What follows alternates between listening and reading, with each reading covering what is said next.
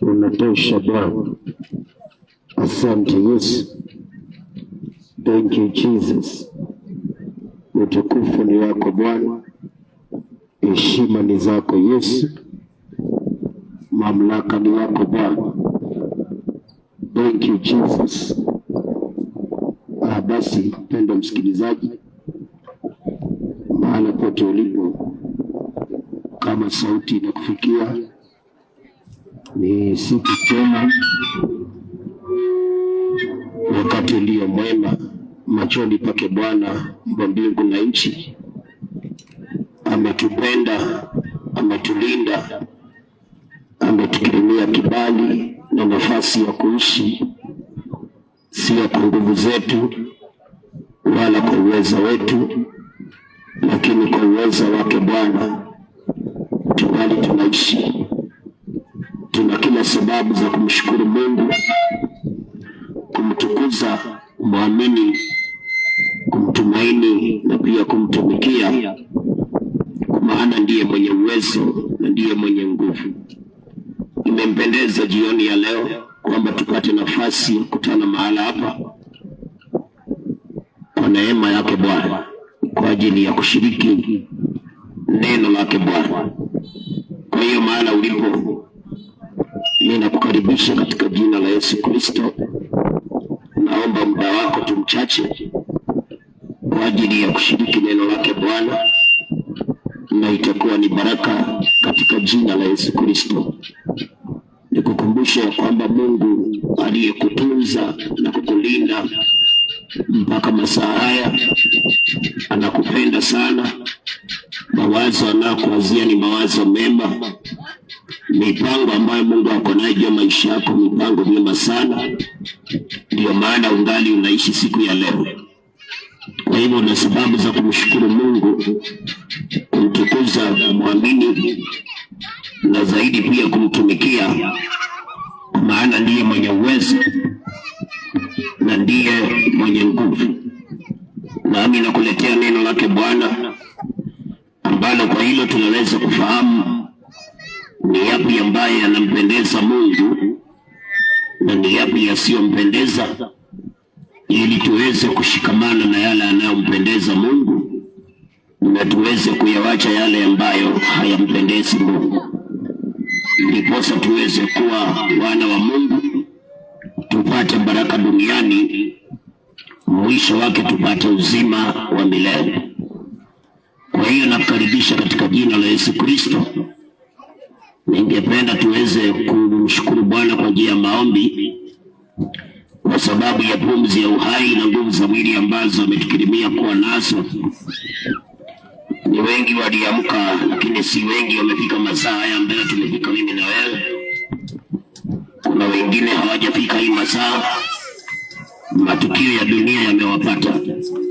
Unapoona bado unapumua, unatembea, unaongea, unasikia, ni vizuri kumshukuru Mungu na kumwekea Mungu mahitaji yetu, kwa maana yeye ndiye kimbilio, ndiye tegemeo, na yeye tu ndiye msaada. Kando na yeye hapana msaada kwingine. Kwa hiyo ninapoomba, na wewe pia unaweza kuchukua nafasi hiyo ukazungumza na Bwana hapo ulipo tu. Kama Bwana hitaji lako, ni Mungu wa rehema, anaweza kukurehemu na akakusikiliza na ukaona ushindi katika maisha yako. Kitabu cha Zaburi 143 mstari wa 9 na wa 10. Alafu tunaomba katika jina la Yesu Kristo. Zaburi 143 mstari wake ni wa 9 na wa 10. Bwana unifundishe, Bwana uniponye na adui zangu. Nimekukimbilia wewe, usiniache. Unifundishe kuyatenda mapenzi yako, kwa maana ndiye Mungu wangu. Roho yako mwema aniongoze katika njia iliyo sawa. Tuombe. Baba, katika jina la Yesu Kristo, Mungu milele, uliye mwanzo tena mwisho, kimbilio, tegemeo, msaada wa karibu, ngome imara. Asante Bwana Yesu kwa upendo wako na wingi wa rehema zako. Asante Bwana kwa ustahimilifu na uvumilivu wako kwetu. Umeinuliwa kuliko vionekanavyo na visivyoonekana. Nami nakuadhimisha mahali hapa jioni ya leo. Ninakiri ya kwamba Yesu Kristo ndiwe Bwana, na kando na wewe hapana Bwana mwingine. Ndipo Bwana Yesu nakuomba uzidi kutawala mahali hapa. Wakubwa kwa wadogo wanakuhitaji kwa njia mbalimbali. Bwana, yaliyofichika wewe unayaona, na yale hatuwezi kusikia Bwana Yesu unayasikia. Tunaomba Bwana ukazidi kutawala, ukizidi kusambaratisha mipango ya shetani, ukaondoe njama zote za adui, mamlaka ya waganga na wachawi. Yesu kaondoe, ukathibitishe mpango wako mwema mahali hapa jioni ya leo. Tukumbuka wazee, kwa mama na vijana na watoto. Bwana, ukaonekanie kila mmoja anayesikia sauti hii. Bwana, jitukuze kwa maana unaweza Jehova. Kile umekusudia jioni ya leo kikatendeke, na kila ambacho Bwana haujakusudia kipate kushindwa katika jina la Yesu Kristo. Onekana Jehova na ukajitukuze. Jidhihirishe na sifa zote zitakurudia Bwana. Mahali tuna makosa tunaomba msamaha. Utusamehe, ututakase na pia utusabishe. Tubariki mbali machoni pako Jehova. Unapowakumbuka walio wako Bwana, ukakumbuke nasi mahali hapa. Ukaachilie msaada wako, ukaachilie uponyaji, amani na ushindi. Jioni ya leo ikawa jioni ya baraka na amani. Na siku ya leo Bwana ikaisha kwa amani. Na sifa zote zitakurudia Jehova. Asante kwa maana unaenda kutenda. Tunaponisikiliza neno lako la siku ya leo, unikalimia kunena ya pasayo na yastahilio kwa ajili ya siku ya leo.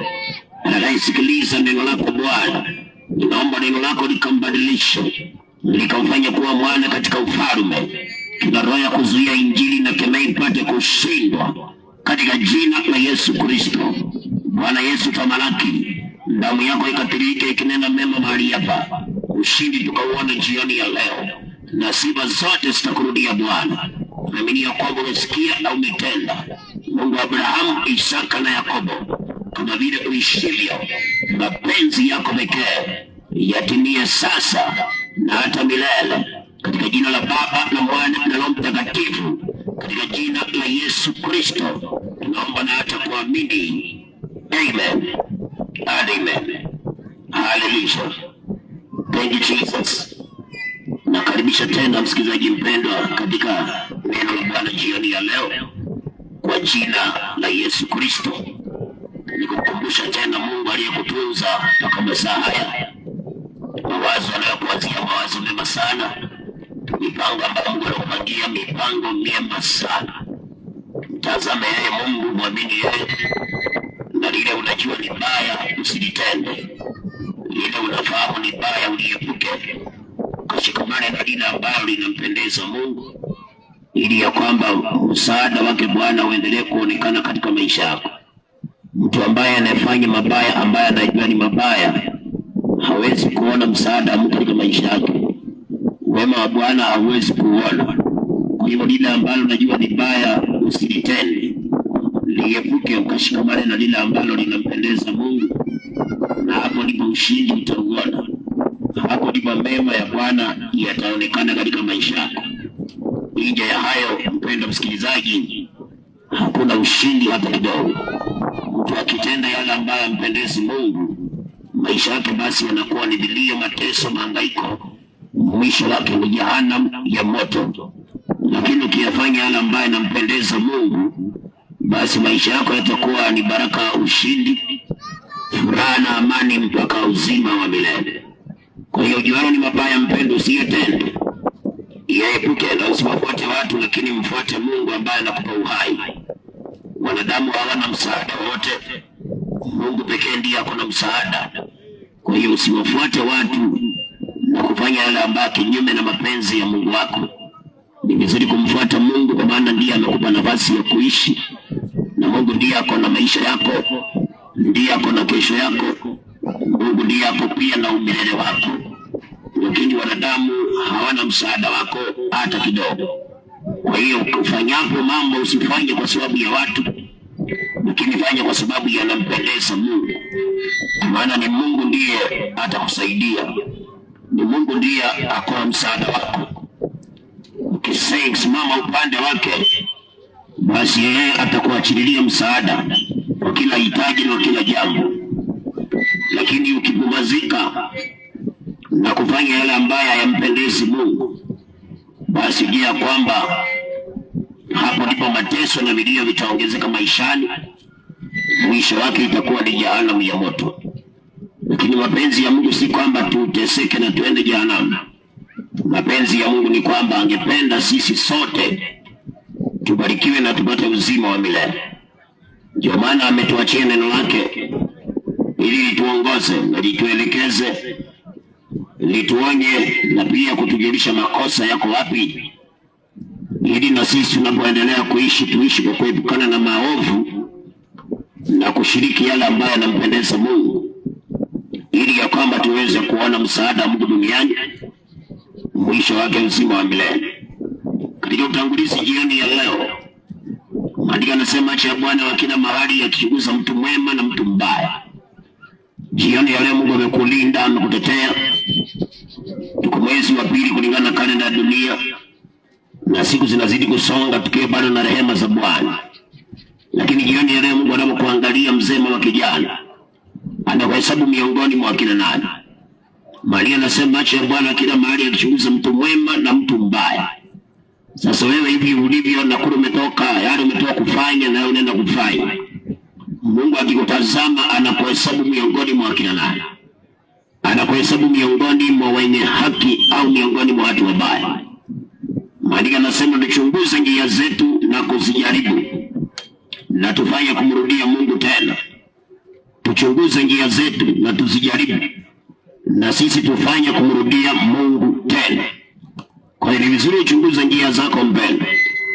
Hizo njia ambazo unapitia ujiulize kana kwamba kweli mimi nahesabika miongoni mwa wale ambao wanampendeza Mungu kweli, au nahesabika miongoni mwa waovu. Mungu anapohesabu wenye haki, mimi ananihesabu pande gani? Ananihesabu upande wa haki au upande wa uovu? Ukihesabika upande wa haki, basi ni baraka mpaka uzima wa milele.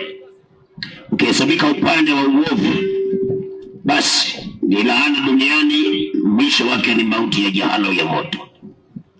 Kwa hiyo ni vizuri jichunguza mpendo, na kuna mambo ambayo watu wanafanya na ndani yao wanasikia wanahukumika hata bila kuelezwa kwamba hili ni kosa.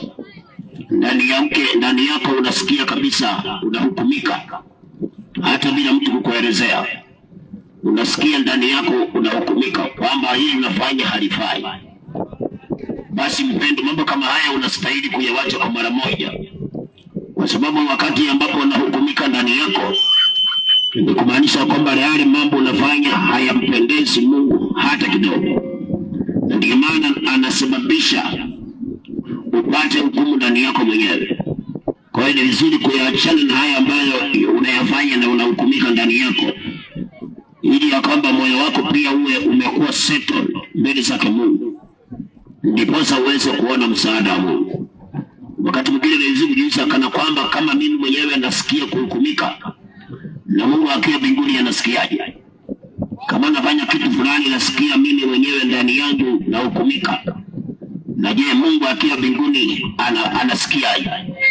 Hiyo ni ishara kubwa kwamba Mungu akiwa mbinguni hapendezi kabisa. Na ndio maana unapata unahukumika kwa kile ambacho unakifanya ambacho kiko kinyume na mapenzi yake Bwana.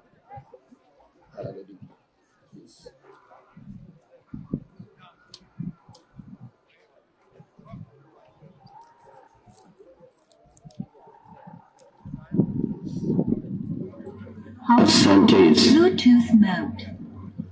Thank you Jesus. Ni mangapi mpenda jioni ya leo unasikia kabisa ndani yako unahukumika, lakini wewe unaendelea tu, na hali natazama kuona, unatamani kuona ushindi. Ushindi hatuwezi kuona kama tunafanya mambo ambayo hata sisi wenyewe tunahukumika kwayo. Hatuwezi kuona ushindi hata kidogo. Tunauona ushindi wakati ambapo hata mioyo yetu tumeituliza kwa Bwana, kwamba hata tunayofanya mioyo yetu hakuna hukumu. Tuna amani na kile tunachokifanya, kwa maana kimetokana na Mungu au kinapendeza mbele za Bwana. Yohana alipokuwa anaandika, akaandika maneno haya kwa uwezo wa Roho Mtakatifu. Yohana wa kwanza katika hadi ya utangulizi, Yohana wa kwanza 3 mstari wake, Yohana wa kwanza 3 mstari wake wa 19 anasema, katika hili tunafahamu ya kwamba tu wa kweli, nasi tutatuliza mioyo yetu mbele za Bwana, ikiwa mioyo yetu inatuhukumu. Kwa maana Mungu ni mkuu kuliko mioyo yetu, naye anajua yote. Bali anasema ikiwa mioyo yetu inatuhukumu, hiyo ni ishara ya kwamba Mungu ni mkuu kuliko mioyo yetu, naye anajua yote.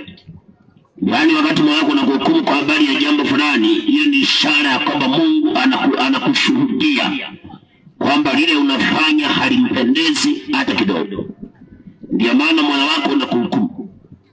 Anasema ikiwa mioyo yetu inatuhukumu, basi Mungu ni mkuu kuliko mioyo yetu na anajua yote. Kwa hiyo unapofanya kitu unasikia moyo wako unakuhukumu, ukajua kwamba hiyo ni sauti ya Mungu, kwamba lile unafanya halifai hata kidogo. Halifai. Na iwapo utaendelea, basi utakosa msaada wa Mungu. Iwapo utaendelea kufanya kitu ambacho moyo wako umehukumu kwacho, basi utakosa msaada wake Bwana. Hauwezi kuhesabika miongoni mwa wana wa Mungu. Hauwezi kuhesabika miongoni mwa watu ambao wataona ushindi. Hauwezi kuhesabika miongoni mwa watu ambao watalindwa na Bwana. Huwezi. Kwa hiyo yale mambo ambayo mioyo yetu inatuhukumu kwayo, ni sauti ya Mungu inatushurutisha tuyaache mabaya. Tunastahili kutubu na kuacha ili tuwe ule upande ambao unafaa. Mstari wa 20 anasema ikiwa mioyo yetu inatuhukumu, maana Mungu ni mkuu kuliko mioyo yetu, naye anajua yote. Wapenzi, mioyo yetu isipotuhukumu, tuna ujasiri kwa Mungu, na lolote tuombalo tunalipokea kwake, kwa kuwa tunazishika amri zake na kuyatenda yapendezaye machoni pake. Maandiko yanasema ikiwa mioyo yetu haitatuhukumu, tutakuwa na ujasiri mbele za Mungu, na kile tutakachoomba tutakipata, kama mioyo yetu haitatuhukumu. Lakini mpenda, ni mangapi ambao unafanya na moyo wako na kuhukumu na unaendelea na unataka kuona msaada wa Mungu? Haiwezekani. Lazima tukae kiwango katika njia ambayo mioyo yetu haitatuhukumu. Hapo ndipo Biblia inasema tunakuwa na ujasiri mbele za Bwana, na lolote tutakaloliomba tutatendewa. Na amepeana vipengele viwili vya kusababisha moyo wako na wangu usituhukumu. Anasema ni kushika amri za Bwana na kufanya yale ambayo yanapendeza machoni pa Mungu. When you hold on to the commandments of God and you do what pleases before the eyes of God, your heart is settled. There is no judgment. Sasa hapo ndipo utamwita Mungu na atasikia na atakutendea, kwa sababu umefanya yale yanampendeza na umeshika amri zake Bwana. Lakini unapoachana na amri za Mungu na unafanya mambo ambayo hayampendezi Mungu, ushuhuda wa kwanza ni moyo wako. Moyo wako utakushuhudia kwamba kile unafanya hakifai. Maana Mungu ni mkuu kuliko moyo wako, ataweka ushuhuda, the warning inside your heart. Ataweka warning yake ndani yako. Ndio utakuta kwamba kuna kitu unaendeleza, lakini unasikia moyo wako na kuhukumu. Na wengine wanaanza kujificha, ama wengine wamekufa ganzi, wanaendelea tukufanya mapotovu hata waziwazi bila kujali. Alafu wanataka kuona msaada wa Mungu. Hakuna vile ambavyo utafanya mambo ambayo even you are not peaceful in your heart when you do them, na utarejea kwamba kuna mazuri utayaona. Hakuna siku. Amesema ni masaa tu mioyo yetu haituhukumu. Hiyo ndio masaa tukiomba Mungu, whatever we pray we shall receive it. Wakati mioyo yetu haituhukumu. Lakini kama mioyo yetu inatuhukumu, kumaanisha hata tukiomba hatuwezi kupata kitu, na hata ujasiri wa kuomba hatuwezi kuwa nao. Na ndio maana watu wengi wanapenda kuombewa. hiyo ni ishara ya kwamba mioyo yao inawahukumu kwa mambo mengi sana. Ndio maana hawawezi kuwa na ujasiri wa kujiombea, anataka kuombewa. Unapoona mtu anataka sana kuombewa, ujue ni mtenda dhambi. Moyo wake kuna vitu unamhukumu, hili ni kosa, hili ni kosa. Na ndio maana shida yake hana ule ujasiri wa kujiombea. Anasikia lazima mhubiri akaniombee. Lakini Maria anasema kama tumefanya mapenzi ya Mungu, tumefanya yale yanampendeza Mungu, na tumesimama katika amri za Bwana, tutakuwa na ujasiri wa kuomba Mungu, na kile tutakachokiomba atakitenda. Mtu wa Mungu, ni vizuri kutubu na kubadilika. Kama kuna kitu unafanya na unasikia moyoni wako unahukumika, ni vizuri uachane nacho, kwa sababu hautaona mema. Ukiendelea kufanya kitu ambacho moyo wako unakuhukumu kwacho, hakuna mema utayapata. Uzuri huwezi kuona maishani, maana Mungu hawezi kumsaidia mtu ambaye anafanya mambo ambayo anasikia hata yeye anahukumika na anaendelea. Hawezi kumsaidia, anamwachilia mtu kama huyu. Lakini mtu ambaye anaachilia maovu, anafanya yale yanapendeza Mungu, anaenenda kulingana na amri za Bwana, huyo ndiye mtu ambaye akiwa ndani ya hitaji, Mungu atamsaidia. Akiwa ndani ya shida, Mungu atamtetea. Ndio maana amesema kama mioyo yetu itakuwa haituhukumu, basi tutakuwa na ujasiri wa kuomba, na kile tutakachoomba Mungu naye atatenda. Kwa hiyo mpendwa, Daudi naye akasema hivi katika Zaburi 37. Daudi anasema hivi, Zaburi 37 mstari wake wa 27, anasema jiepushe na uovu, utende mema na kukaa hata milele. Kwa kuwa Bwana hupenda haki, wala hawaachi watauwa wake. Wao lindo milele, bali kizazi cha wasio haki kitaharibiwa. Anasema jiepushe na uovu, ukatende yaliyo mema. Uovu umejaa duniani, lakini mtu yote anayetaka kuona msaada wa Mungu, basi ana jukumu la kujiepusha na uovu. Na kujiepusha na uovu ni kitu rahisi sana, kama utasikiliza moyo wako. Maana Mungu amesema moyo wako ukikuhukumu, uelewe hilo ni kosa kubwa unalifanya. Kwa hiyo kujiepusha na uovu ni kitu rahisi sana. Ni yule wanadamu hawataki, wamezoea kufanya maovu. Maana kama Mungu ameweka ushuhuda ndani ya moyo wako kuhusu jambo baya, kwamba unaposhika kitu kibaya moyo wako unakuhukumu. Unapochukuana na njia mbaya, Mungu ameweka hukumu ndani ya moyo wako. Na ndio maana watu wengi wanapofika sehemu ya kuregret, huwa anasema kuna kitu kiliniambia. Hiyo inakuanga ni hukumu ya Mungu, inakuanga ndani ya mtu. Lakini watu wanapumbazika tu, wanaendelea tu kufanya mambo ambayo even their hearts are judging them, na ili hali wanatarajia kwamba kuna mema watayaona. Haiwezekani mpendwa. Jiepushe na uovu, mzee mama kijana. Yale mambo unafanya unasikia roho yako inakuhukumu, ni wakati uache. Kama unatamani kuona mema, kama unatamani kuona baraka, unatamani kuitanishwa na watu wa Mungu, yale mambo unafanya na unasikia kabisa unahukumika ndani yako, you must stop them. Uache uovu na ukatende mema. Na anasema utakaa hata milele, na Bwana atakuwa anakulinda. Lakini ukihesabika miongoni mwa kizazi cha watu waovu, anasema hicho kizazi hakitaharibiwa. Hawezi kukilinda, hawezi. Sasa mzee mama kijana, jioni ya leo ni mangapi unafanya na unasikia kabisa unahukumika ndani? Hata mtu akidanganya, si eti ajuange anadanganya, anasikianga ndani yake nakosea. Anasikianga tu ndani yake nakosea, sifanyi vizuri. Lakini anaendelea tu kudanganya. Anatarajia kuna mema atayaona. Hakuna mema kwa watu ambao wanafanya maovu. Hakuna mema. Hata waamke mapema, walale wamechelewa, watu waovu, hakuna mema. Hakuna mema. Kwa hiyo mpendwa, jioni ya leo nimekuja nikwambia kuna mambo unafanya na unasikia moyo wako na kuhukumu kwayo. Ni wakati wachane nayo. Maana usipowachana nayo, yale mema unatarajia huwezi kuyaona. Huwezi. Yale mazuri unafanyia bidii huwezi kuyaona kama unafanya mambo na wewe mwenyewe unasikia kabisa unahukumika na unaendelea kufanya. Huwezi kuona mema.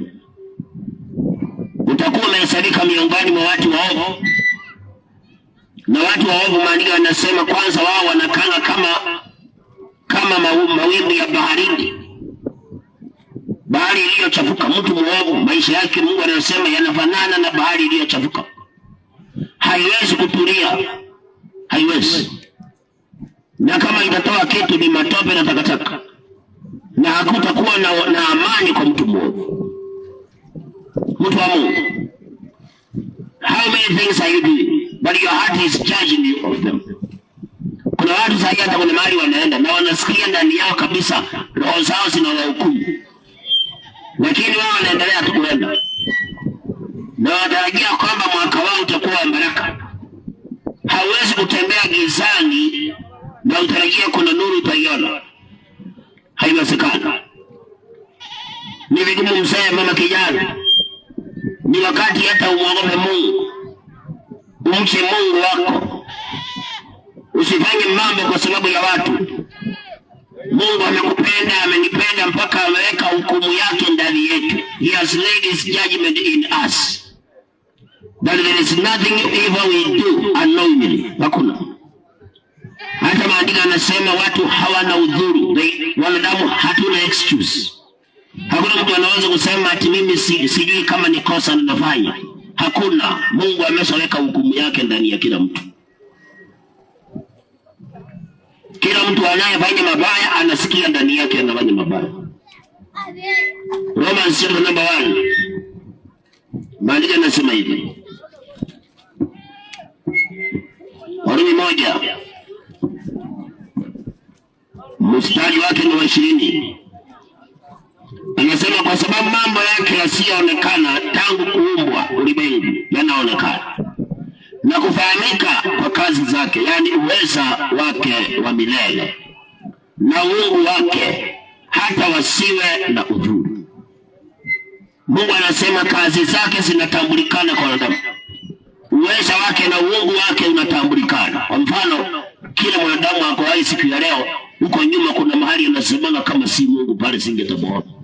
Sasa uweza wa Mungu watu wameshautambua.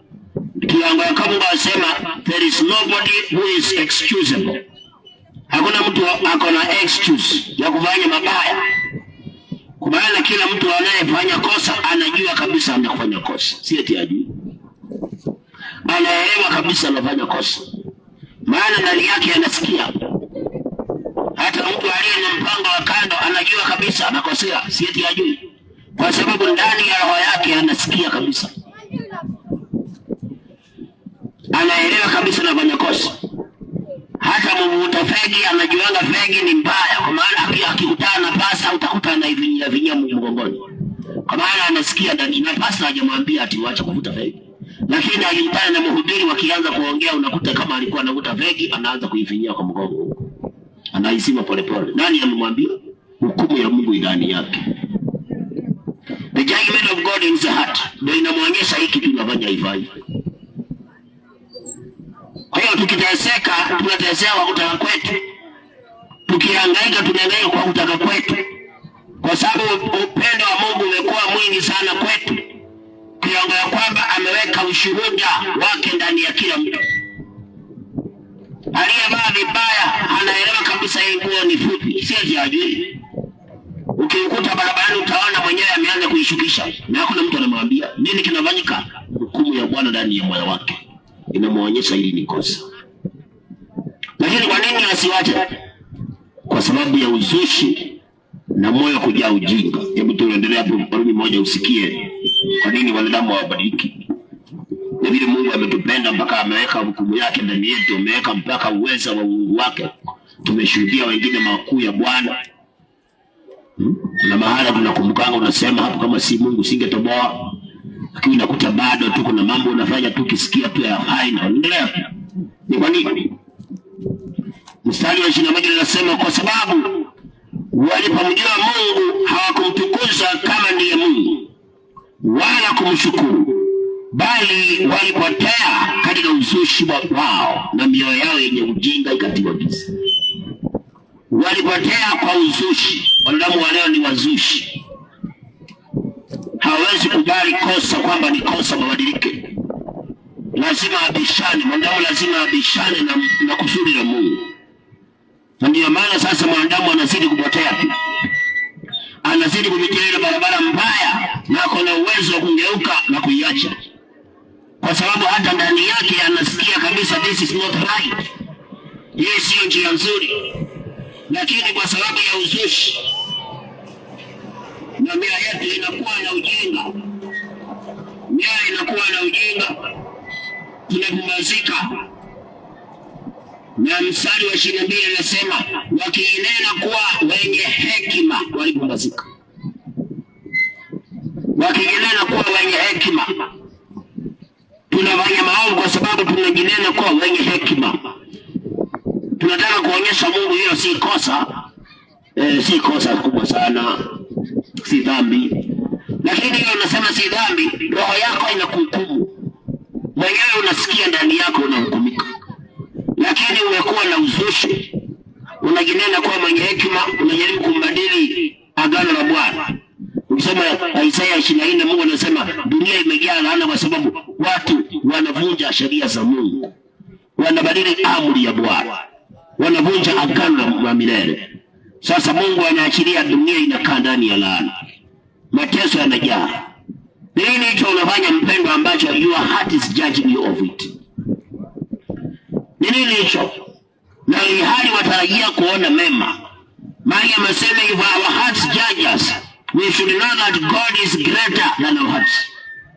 Which means that whatever our heart is judging us of, God is much hating that thing. Anachukia sana hicho kitu. Ndio maana anakupenda, anasababisha moyo wako na kuhukumu. Ishara ya Mungu kukupenda, anasababisha moyo wako wewe mwenyewe unakuhukumu kwa habari ya jambo fulani.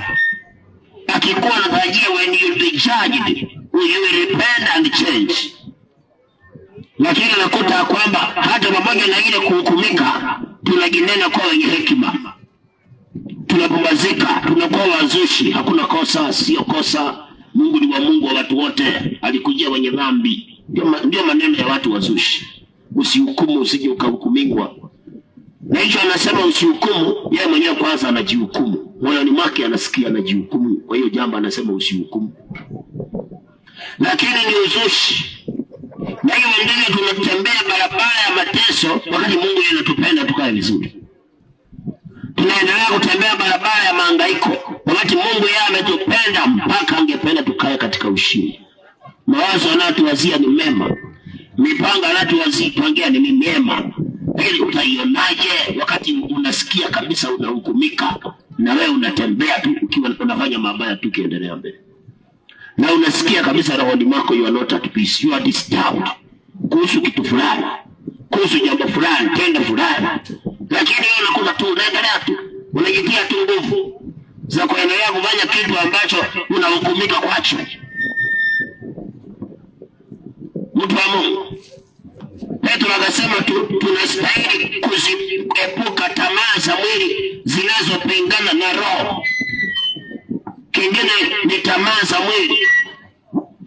Tamaa za mwili ndio zinafanya unakuta roho yako inakuhukumu, lakini mwili wako unakuambia iko sawa, uko smart, endelea mbele. Lakini unakuta kile kitu roho yako inakuhukumu kabisa. Ndani yako unasikia hukumu kwamba sifanyi vizuri. Lakini tamaa ya mwili inakuambia tuendelee mbele. Lakini hiyo mwili hauwezi kutusaidia tukiwa ndani ya shida. Tamaa ya mwili ambayo tunaisikiliza, tunazuia mapenzi ya Mungu yaliyo ndani ya roho zetu. Tamaa ya mwili huwezi kutusaidia. Hata huu mwili utakuliwa na mtu. Na hilo roho ambayo ilipinda hukumu itakuwa hukumu. Utakuwa mjadi wana. mangapi ambayo hata bila kuambiwa unasikia tu ndani yako hili ni kosa. Yaani unasikia tu wewe mwenyewe hata bila kuambiwa na mtu. Unasikia tu ndani yako kabisa hili ni kosa. Unahukumika. Utaacha lini mpendwa? Utaacha lini?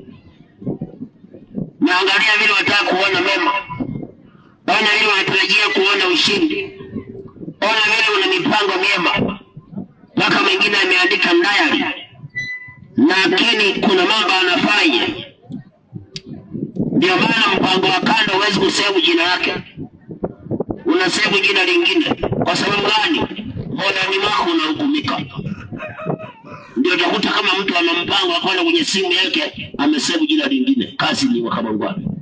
Na ni mpango wa kando. Kwa nini kaandika hivyo? Ni kwa sababu ya hukumu ya Mungu iliyo ndani yake. Hukumu ya Bwana iliyo ndani yake. Mwingine anaandika workmate. Lakini hiyo ni mpango wa kando. Na ameandika hapo huyu ni workmate wangu. Hukumu ya Bwana imewekwa ndani ya roho za watu. Lakini uzushi na ujinga uliojaa ndani yetu unatufanya hata pamoja na kuhukumika, we don't stop sinning, we continue sinning. And we expect ya kwamba kuna mema tunayaona, kuna mafanikio yatatokea. Hakuna mema yanaweza kutokea kwa mtu ambaye Mungu amempenda mpaka ameweka hukumu yake ndani ya moyo wake. Anasikia kabisa anakosea na anajitia nguvu, anaendelea kukosea. Hakuna mema atayaona. Hapo ndipo utatarajia mema uyakute mabaya. Kwa sababu Mungu amekupenda mpaka ameweka hukumu yake ndani yako. Kaini akienda kuua ndugu yake, ndani yake alikuwa anajua kabisa anakosea. The judgment of God was in his heart. Na ndio maana Biblia inasema alimwambia mwenzake twende uwandani. Kwa nini waenda uwandani? Mbona asingemuulia nyumbani? Kwa nini anamwambia twende uwandani? Kwa sababu hukumu ya Bwana inatembea ndani yake. Rohoni mwake anasikia kabisa anahukumika. Lakini akapumbazika. Akajiona mwenye hekima sana, kama nikijificha mbali sitaonekana. Vile sisi tunasemanga hakuna mtu ananijua, hakuna mtu aliniona. Huo ni kupumbazika. Unasahau kuna Mungu mbinguni anaonanga hata moyoni mwako. Hata saa hii anaona kile unaenda kufanya. Lakini sisi tunakuwa limited na wanadamu kwamba hakuna mtu ameniona. Lakini kuna Mungu ambaye anaona, na ndio maana anawekanga judgment yake ndani yako. Ndio kuonyesha I am seeing you. Wakati unafanya kitu unasikia kuhukumika, hiyo ni ishara Mungu anakuambia ninakuona. Washana hii jambo nakuona. Hata kama watu hawakuoni nakuona. Ndio maana unasikia unahukumika ndani yako. Lakini baada ya tutubu unakuta ndio tunatafuta kujificha. Tunatafuta ile tunajificha. Na hivyo ndivyo tunafunga baraka zetu. Hivyo ndivyo tunaandikwa miongoni mwa watoto wa hasi. Unajua mtu mwasi ndani. Mwasi ni mtu ambaye anafanya kosa ambalo anajua tu ni kosa. Tena anaelewa kabisa ni kosa, lakini anajifichia mahala alifanya. Anakuwa mwana mwasi. A rebellious child. Na mtu mwasi, Maandiko yanasema the wrath of God comes upon the children of disobedience. Watu waasi ndio wanaletewa ghadhabu ya Mungu maishani mwao. Sasa mpendwa, mwaka ni mwingine, ubadilike. Mungu amekupenda sana. Anaweka ushuhuda wake ndani yako. Unasikia kabisa anakosea. Kwa nini usiachilie mpendwa? Daudi anasema tujiepushe na uovu. Tujiepushe na uovu. Tutende mema. Na ndio tutakaa milele. Na Mungu atatulinda. Lakini anasema watu waovu wataangamizwa, hawezi kulindwa na Mungu. Wataangamizwa. Usikubali mpendwa kufanya mabaya ukisikia tu kama ni mabaya. Hata hiyo ni ishara kwamba unamdharau sana Mungu wako. Kama unafanya kitu na unasikia ndani yako unahukumika, unadharau Mungu. Na kwa hiyo hautaona msaada wake. Hapo ndipo masaa ikifika ukianza kulilia Mungu. Yeye ukilia na yeye hawezi kukusikia. Ndio Daudi akasema ya kwamba katika Zaburi 14, sikiliza maneno haya. Zaburi 18. Baba, ni wakati tubadilike. na yale mambo mioyo yetu inatuhukumu kwayo tuachane nayo. Tusiutupe upendo wa Mungu mbali na sisi, alafu kesho tutautaka huo upendo wa Mungu tusaidie. Tusiukanyage upendo wa Mungu chini yetu, tufuate tamaa za miili yetu, alafu kesho tutahitaji Mungu atusaidie. Haitawezekana mpendo. Katika Zaburi 18 mstari wake wa 25 Daudi anasema hivi, Psalm 18:25, kwa mtu mwenye fadhili utakuwa mwenye fadhili, kwa mkamilifu utajionyesha kuwa mkamilifu, kwake ajitakasaye utajionyesha kuwa mtakatifu, na kwa mpotovu utajionyesha kuwa mkaidi. Mungu anasema kwa mtu mpotovu Mungu ataonyesha kuwa mkaidi. Maana wakati atakupata mabaya utaanza kuita Mungu na hataitika. Utamtafuta hata kwa pesa zako, lakini hatapatikana, kwa sababu shida iliyokupata kabla ikupate Mungu aliweka ushuhuda wa hukumu ndani ya roho yako. Ukakuwa ukijua tu nakosea, ukakuwa unasikia tu nakosea, lakini badala ya kubadilika umejificha vicha ufanye mbali. Sasa yakishakupata mabaya, Mungu anasema kwa mtu mpotovu yeye anakuwa mkaidi. Hata basi aombe, Mungu anakataa, kwa sababu huyu mtu hili tatizo kabla limkute Mungu amempea mpaka hukumu, judgment ndani yake. Mtu wa Mungu, usikubali maisha yako yafike mahala utake Mungu na Mungu akatae kusaidia. Usikubali maisha yako yafike mahala utake msaada wa Mungu na Mungu na yeye akatae kukusaidia. Na ndio usifike hapo. Daudi amesema katika Psalm 37:27, jiepushe na uovu. Usishiriki uovu, jiepushe na uovu. Ujiepushe na uovu, ndio utakaa milele, utaona mema ya Mungu milele. Lakini ukipumbazika na kusema nani anionaye, nani anijuaye, na ili hali roho yako inakuhukumu, roho yako inakuhukumu. Unajificha mke wako, lakini roho yako hujajificha. Unajificha mume wako, lakini roho yako hujajificha. Unaweza kujificha mchungaji wako, lakini roho yako huwezi kujificha, umeibeba ndani. It bears witness of the sins you are committing, and your soul, your heart judges you of the wickedness you are practicing. Hata ukilala usiku unasikia ndani yako, moyo wako umeanza kukuhukumu, unachoka kufanya vizuri, inaanza kuongelesha tu, unakuwa disturbed usiku mzima. Lakini unakuta tunapumzika, tukiamka asubuhi sisi ni Maria anasema tunakuwa kama farasi waendao vitani. Kuna wakati mmoja Mungu alifanya mambo fulani na akasema alikuwa anafikiria wale watu watabadilika. Unajua mtu kwa mfano ukiwa na mpango wa kando, unaweza kusikia fulani alikuwa na mpango wa kando, ama usikie taarifa kwenye televisheni kwamba kuna mtu ameshikwa na mpango wa kando akapigwa.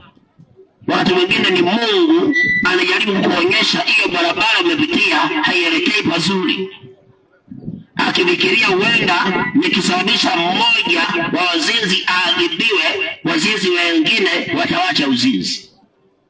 Lakini unapata wapi? Wale wengine wanasema sisi tunajua kujificha, wanakupumbazika, wanakuwa na uzushi. Lakini sikiliza vile Mungu alisema katika Sefania 3 mstari wake ni wa 6, anasema hivi. Anasema nilikatalia mbali mataifa, minara yao inaukiwa, nimeziharibu njia kuu zao, hata hapana mmoja apitaye. Miji yao imeangamizwa, hamna mtu hata mmoja, wala hapana akaye huko. Nilisema hakika utaniogopa, utakubali kurudiwa ili yasikataliwe mbali makao yake, sawasawa na yote niliyoagiza katika habari zake. Lakini waliondoka mapema na kuiharibu matendo yao yote. Unasikia mpendwa? Kuna mambo Mungu alifanya siku za Sefania, akiwa anasema, alifikiria wale watakaobaki, watakaoona vile kumeendelea, watakuwa watahukumika na watabadilika, watakubali kurudiwa ili na wao wasikutane na uharibifu. Mungu anasema alifikiria watamuogopa. Kumbe wakati ambapo unafanya kitu na unasikia unahukumika ndani yako, and you continue, it means you don't fear the Lord. Haumogopi Mungu. Maana ungelimwogopa Mungu, because the fear of God must be in your heart. Hofu ya Mungu huwa inakaa ndani ya moyo. Kwa hiyo kama hofu ya Mungu iko ndani ya moyo wako, iwapo utakuwa unafanya kosa, moyo wako ukikuhukumu, ikiwa kuna hofu ya Mungu, utaacha mara moja. Hautakuwa na excuse, utawaachilia kwa sababu ndani yako kuna hofu ya Mungu. Lakini kama ndani yako hakuna kumwogopa Mungu, hakuna kumcha Mungu ndani yako, hata usikie unahukumika, na zaidi uone mtu mwingine ambaye amefanya kitendo kama cha kwako na kimemweka pabaya, kama hofu ya Mungu haiko ndani yako, hautabadilika, utaendelea tu. Ndio Mungu anasema alipotarajia watamuogopa, ndio yasiwapate yale mabaya wameyashuhudia kwa wengine, akapata wameamka mapema, wameendelea kuharibu matendo yao. Wameamka mapema, wameendelea kuharibu matendo yao. Sikiliza vile alisema Sefania 3 mstari wa 8, anasema basi ningojeni, asema Bwana, hata siku ile nitakapoondoka kuteka mateka, maana nimeazimia kuwakusanya mataifa ili nisikutanishe falme, nipate kuwamwagia ghadhabu yangu na ukali wote wa hasira yangu, kwa maana dunia yote itateketezwa kwa moto wa wivu wangu. Mungu anasema basi ningojeni, nileta ghadhabu. Kumbe wakati moyo wako na kuhukumu, ni Mungu anakuzuilia na ghadhabu.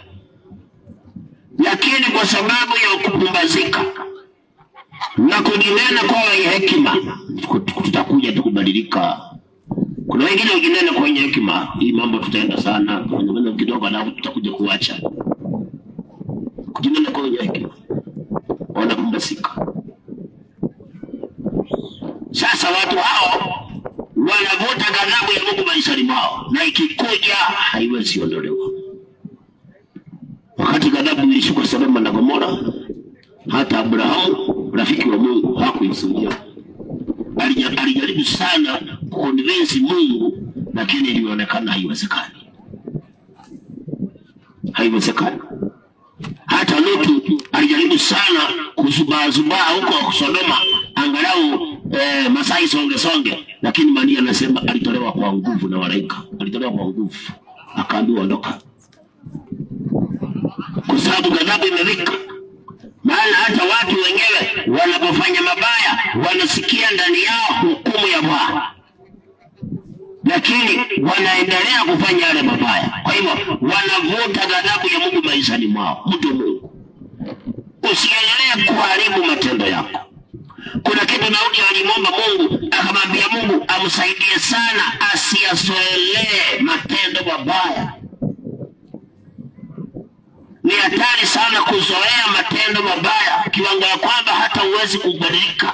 Unasikia tu unakosea, lakini unakuwa na uzushi, unasema maisha ni yangu, kama ni mwili na haribu wa kwangu. Lakini wacha mtu mkuta hospitalini uone kama anasema hivi. Mkuta amelazwa sasa uone kama anasema ni mwili nilikuwa na haribu wangu, hata msinitibu tena mimi. Huwezi kumkuta. Sasa hiyo analia, tena naita daktari amtibu haraka. Lakini wakati anafanya makosa, kwa sababu nguvu za mwili yako nazo, akiambia hili ni kosa, anasema mwili ni wangu na haribu ya kwangu. Uzushi. Na hivyo ndivyo watu wanavuta ghadhabu ya Mungu maishani mwao, wakati Mungu anawapenda, ana mipango myema, anamwazia mema, lakini watu wenyewe tunajipoteza sisi wenyewe. Tunajipoteza. Tunajiingiza kwa ghadhabu. Akaambia Zefania waambie basi waningojee. Kama mimi nilikuwa nafikiria wataniogopa, waashirie huo uovu, kumbe ndio wanaamka wanaendelea kuharibu matendo yao. Akamwambia Zefania, tell them to wait upon me because I'm coming. Na ninakuja kunanisha falme na mataifa ni mwage ghadhabu yangu. Kwa nini ubadilisha upendo wa Mungu uwe ghadhabu ya Mungu maishani mwako? Why mtu wa Mungu? Why do you change the love of God to become the wrath of God in your life? Kwa sababu ya vitu ambavyo hata havileti faida. You know, hakuna faida kwa dhambi. Dhambi ni hasara. Nitajia dhambi moja ina faida. Hamna. Hata kidogo. Hata mama prima muulize kama ana faida. Wanasikusanya, wanasikujia wale wengine. Tena mganga naye anataka za kwake. Dhambi ina faida. Hakuna mpendo. Lakini angalia, hiyo ndio inafanya watu wanaendelea kuvuta ghadhabu ya Mungu maishani mwao. Wanaendelea kuivuta tu. Na si kwamba ati hawasikii, wanasikia ndani yao. Mpaka wengine Mungu watembelea mpaka moto. Kumbuka Nebukadneza. Mungu alimtembelea mpaka moto. Akamwonyesha kule kunaenda.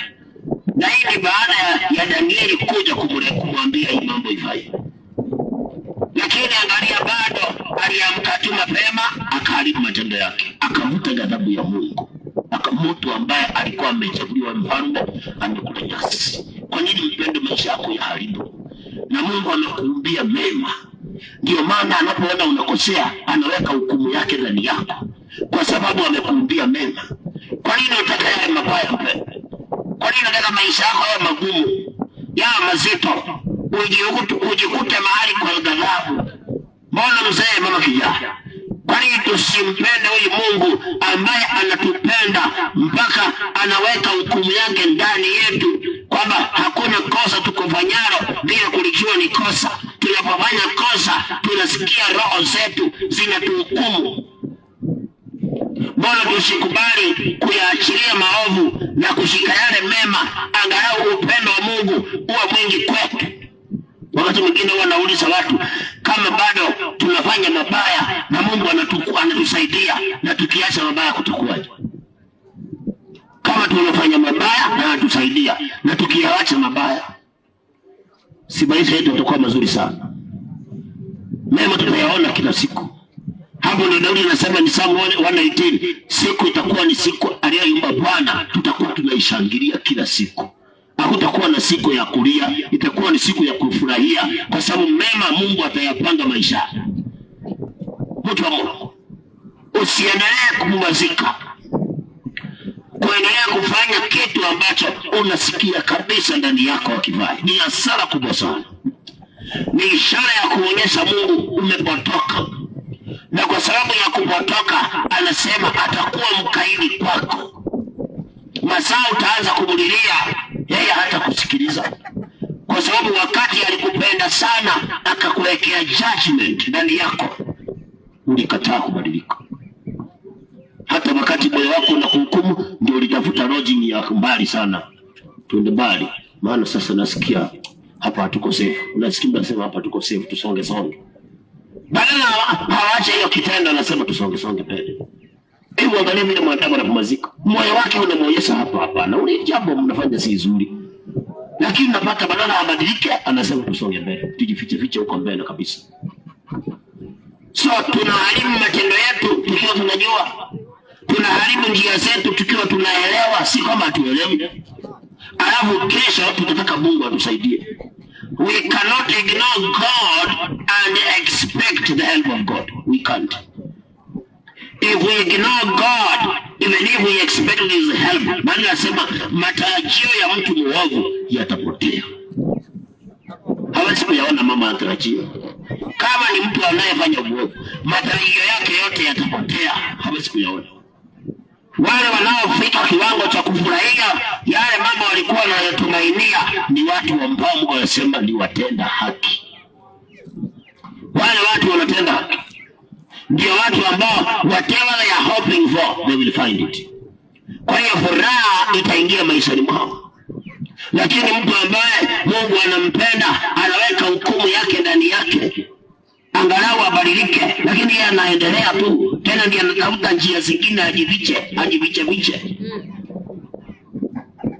Lakini Mungu akauliza kwa Yeremia, mtajificha wapi nisiwaone?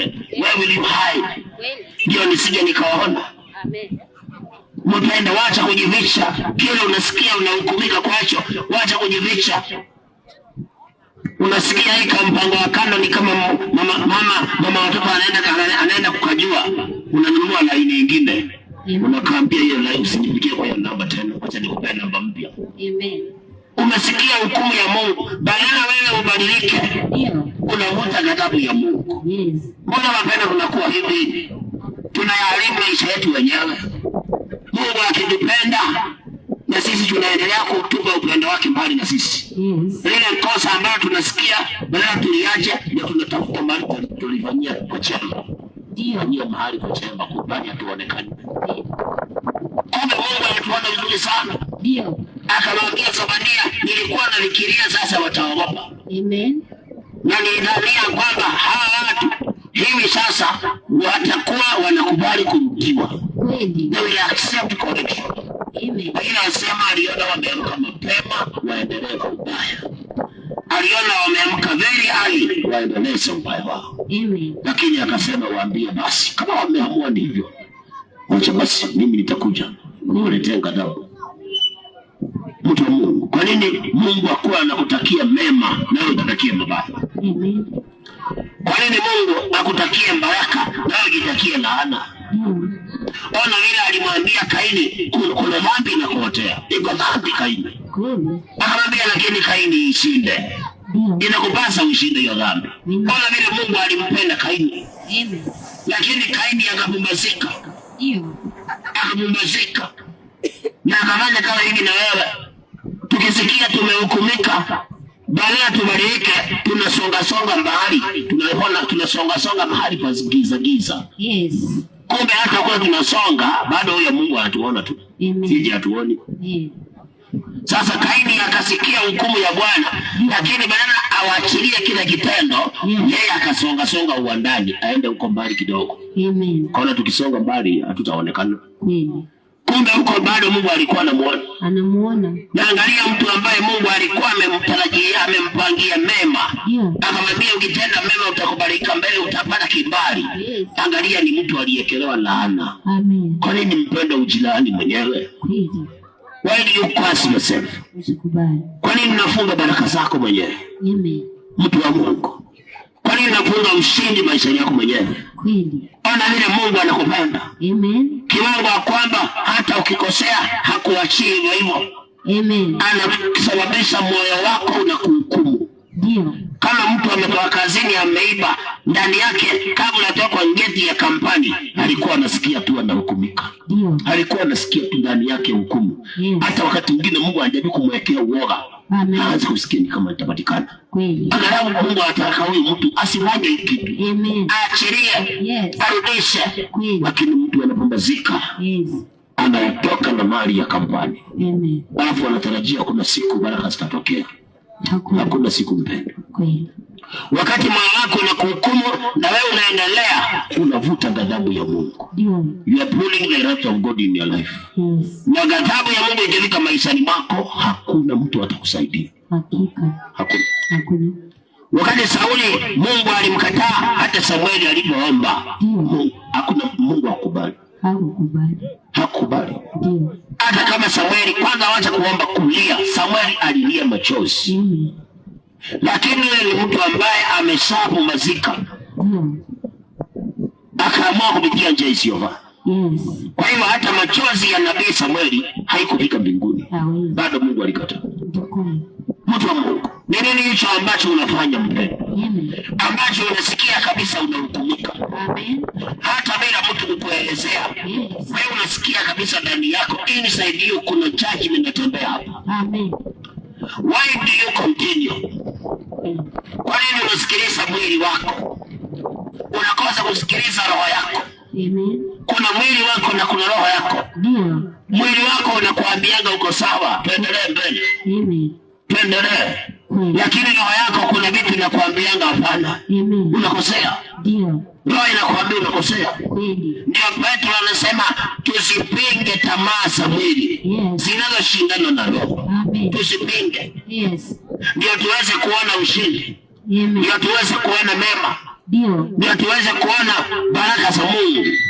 Lazima mpende msikilizaji, yale mambo roho yako inakuhukumu kwayo, lazima uyawache. Tuachane naye. Ukubali kuyawacha.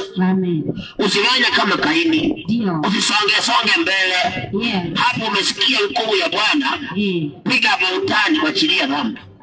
Amesema tujiepushe na uovu. Tukatende mema na sisi tutaishi milele. Nini hicho mpendwa? Ambacho unasikia kabisa judgment is inside you. Kuhusu kitu fulani. Kuhusu kitendo fulani. Na wewe unaendelea tu. Unaendeleza tu. Unazidi kuendeleza tu. Utafika mahala sasa utazoea matendo mabaya. Hatari kubwa ya mtu ambaye anasikia hukumu ya Mungu ndani yake, na yeye anahumbazika, anaendelea tu kutenda kile kitu anasikia na hukumu ya kwacho, ni kwamba atafika mahala atayazoelea matendo mabaya.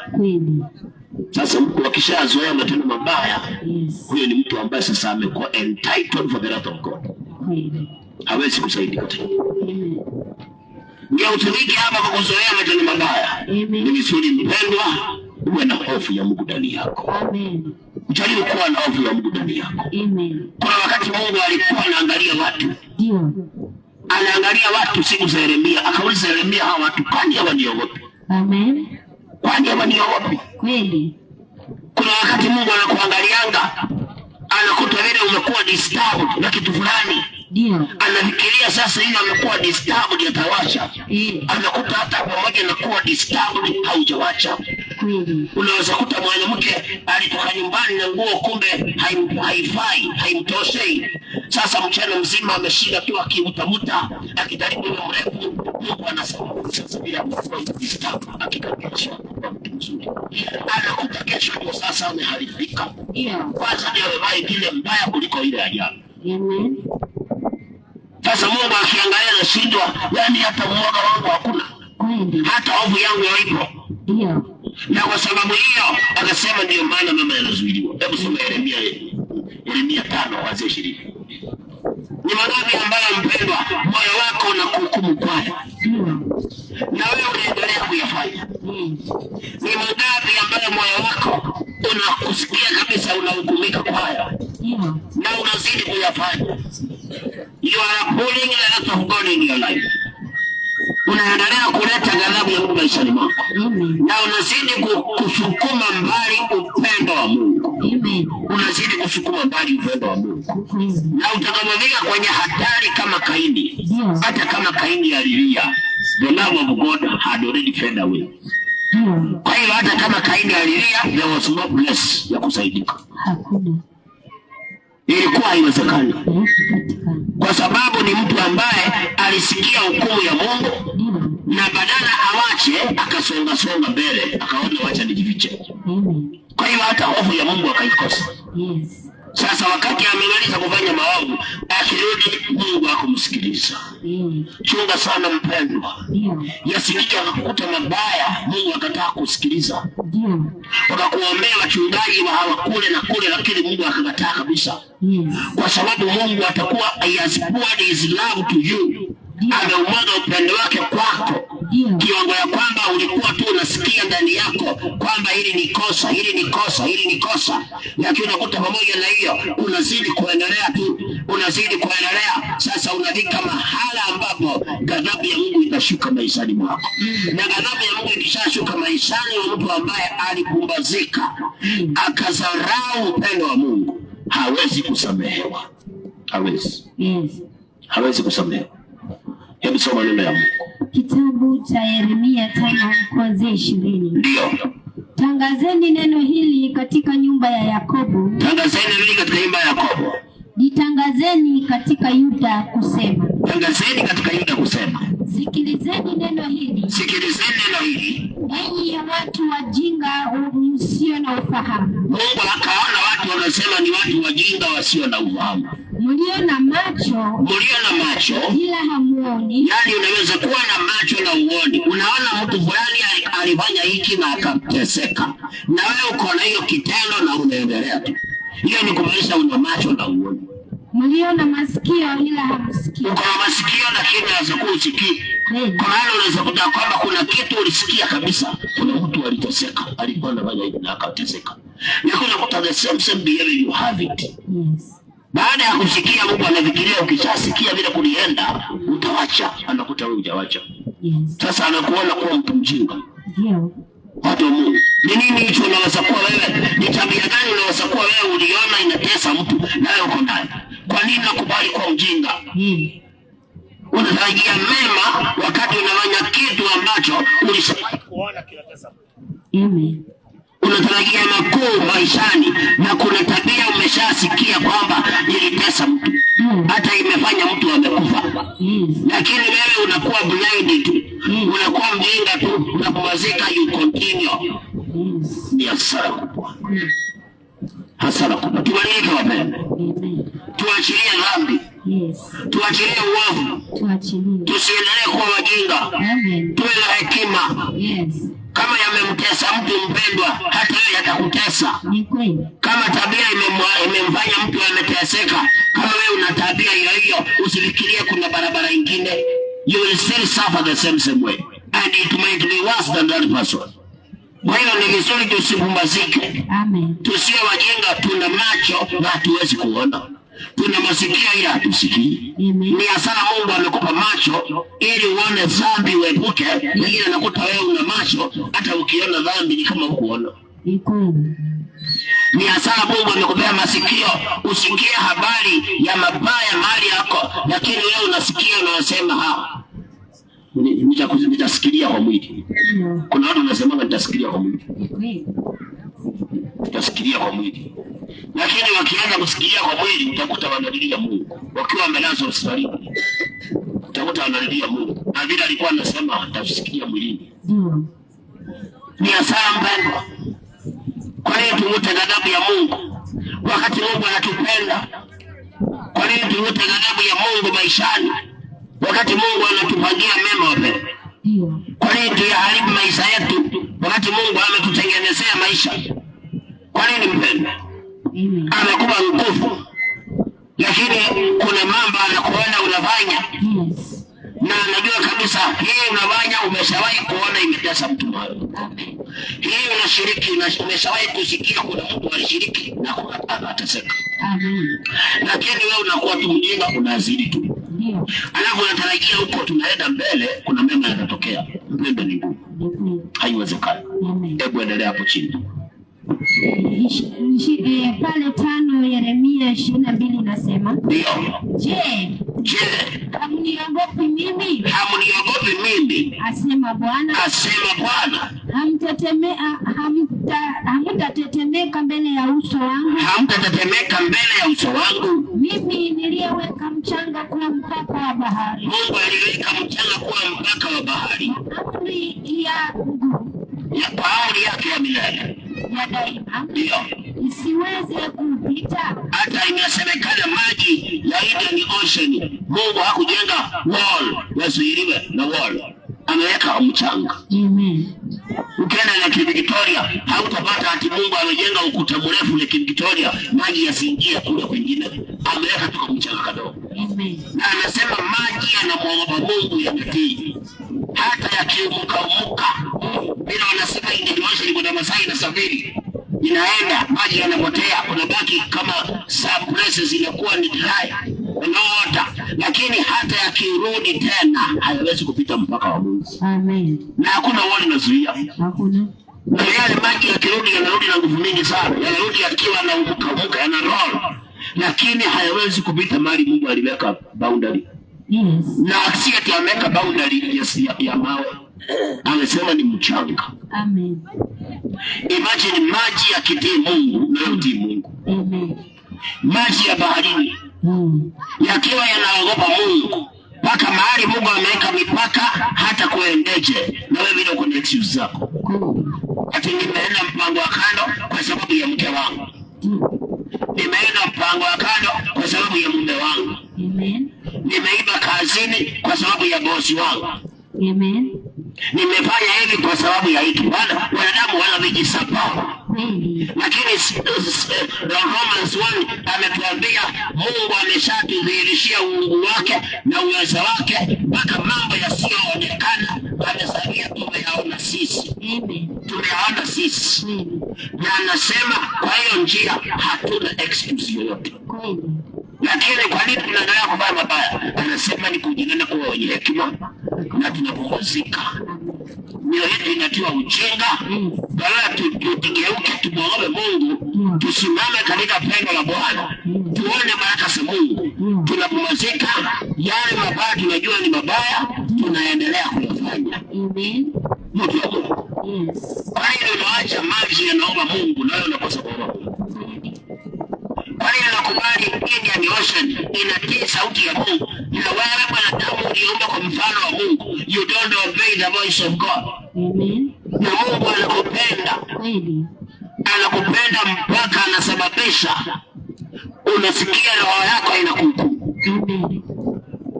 Lakini pamoja na hayo, Mungu anakuta unaamka tu mapema. Unazidi kuyaharibu matendo yako. Unaamka tu mapema, unaendelea tu kufanya mabaya. Unaamka tu bado mapema, akifikiria utapost, anakuta ulikuwa umeandika to be continued. Amen. Unakuta mtu usiku amesumbuka tu mara ikikatakata kwa changali ya kunywa, lakini akiamka asubuhi, Mungu akifikiria atatuliza poli, anakuta kwa mapima ndiye anamamsha asubuhi. Amen. Saa 11 ndiye anaamsha mapima. Fungua. Saa 10 ya usiku. Fungua. Na bila ameteseka usiku mzima, mara ikikatakata Mungu akifikiria sasa bila amehangaika hivi, angalau ataniogopa. Kweli. Lakini Mungu anasema tunaamka mapema tu. Alitarajia akiongeleza Kaini atamwomba Mungu. Lakini Kaini alitoka tu mapema akaambia ndugu yake twende pale, twende tusoge mbele. Akaenda akaua ndugu yake. Na akarudi akifikiria Mungu akuone. Vile wewe unaendaga mpango wa kando, unarudi uko nyumba yako unafikiria mke wangu hatajua, mume wangu hatajua. Unaibia kampani, unarudi kesho yake kazini unasema hawakujua. Unasahau mbinguni kuna Mungu amejua na ameandika rekodi. Amen. Na shida zikikupata hautaenda kwa bosi wako akusaidie. Hata ukimwendea hana msaada. Unajua ukigonjekea kampani haiwezi kusaidia, inakupeleka hospitali. Hospitali wameshaandika pale unatibu, Mungu anaponya. Amen. Unaona sasa mpendo? Ni Mungu tupekee. Ukifuata marafiki, ukiteseka, marafiki kuna mahali wanavikanga, hata wakikupeleka hospitali, marafiki wakifika hapo watakuwa wanajua tumeacha familia nyumbani. Kama walikuwa 10 wataanza kutoka mmoja mmoja. Mwingine anaenda kazi ya usiku na alikuwa amekupeleka hospitali, kifika saa 10 anasema mimi naenda kazi. Amen. Utabaki pale peke yako. Na hapo ndio utaanza kumuita Mungu ambaye alijaribu sana kufanya umuogope na ulikataa kumuogopa. Amen. Utabaki kwenye shida ukililia Mungu ambaye alijaribu sana mbinu zote angalau uachane na uovu, lakini leo ulikuzidi kupumbazika na ukaendelea tu. Tusikuwa miongoni mwa wapendwa. Sikia maneno ya Mungu. Sikia. Na ukubali kutahadharika. Amen. Usiache bahari muogope Mungu na wewe muogope Mungu. Usikubali maji yawe na hekima, maji ya baharini yakuwe na akili na wewe ukose akili. Amen. Hayawezi kuvuka ya kuja nchi kavu. Amen. Hata kufanyike nini? Yanabaki pale tu kwenye bahari. Amen. Na Mungu anatuambia hakujenga ukuta wa kuzuia maji ya bahari. Amewekelea kama mchanga. Only the soil.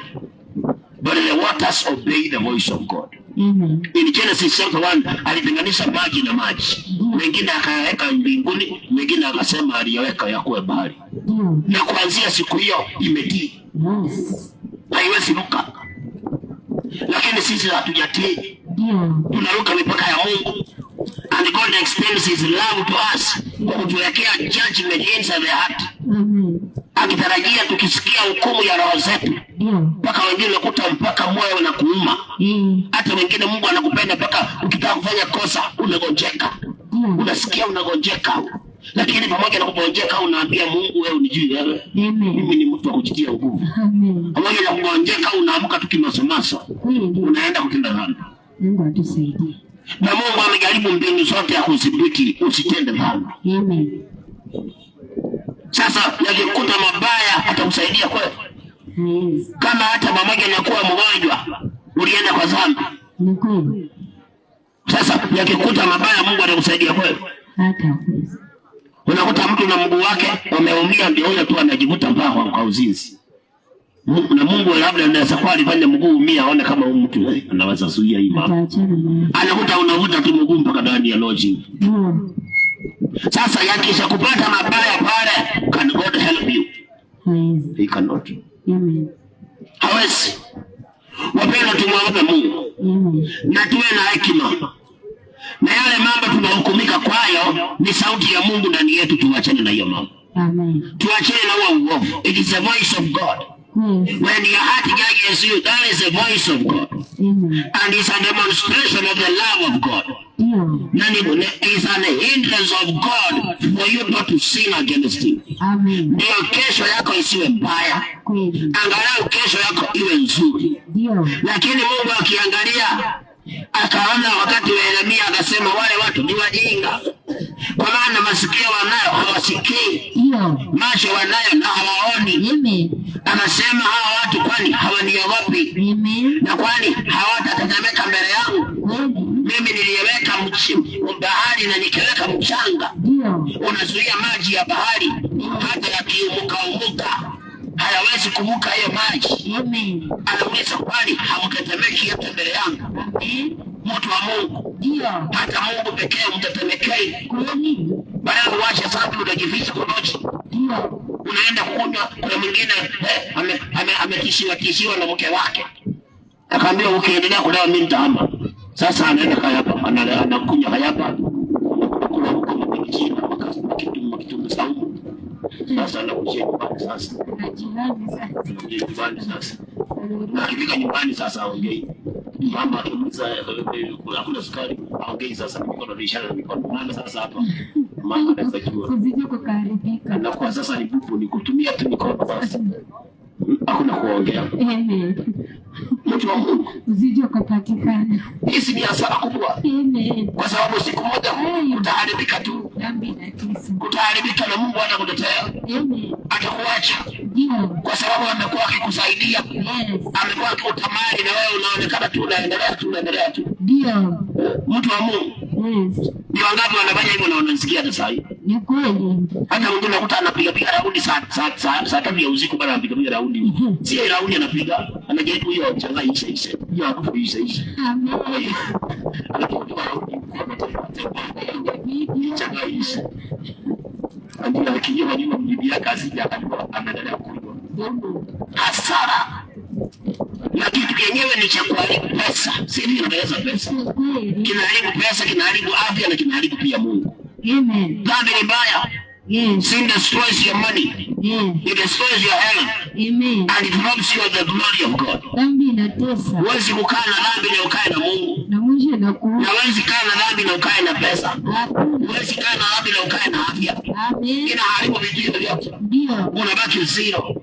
Wapenda ni kwa nini tufanye hivyo? Kwa nini? Wakati Mungu anatupenda kiwango hicho. Tugeuke. Ni wakati tugeuke wapendwa. Amen. Hata Mungu anasema tungemtetemekea tu. Kama hatutetemekei watu, tungetetemekea hata Mungu. Amen. Hata kama hatukishiki na watu, tungekishika kwa Mungu. Amen. Kwa sababu kuna wakati watu watakuacha.